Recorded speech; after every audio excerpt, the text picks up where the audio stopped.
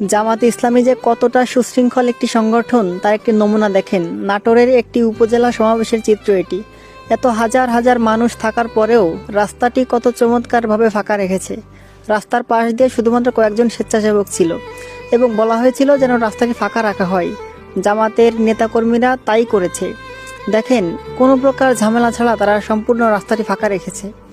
ঠিক এটাই জামাতের সৌন্দর্য, আর এই জায়গাটি অন্যান্য দল থেকে জামাতকে আলাদা করে রাখে। জামাতে ইসলামী যে কতটা সুশৃঙ্খল একটি সংগঠন তার একটি নমুনা দেখেন। নাটোরের একটি উপজেলা সমাবেশের চিত্র এটি। এত হাজার হাজার মানুষ থাকার পরেও রাস্তাটি কত চমৎকারভাবে ফাঁকা রেখেছে।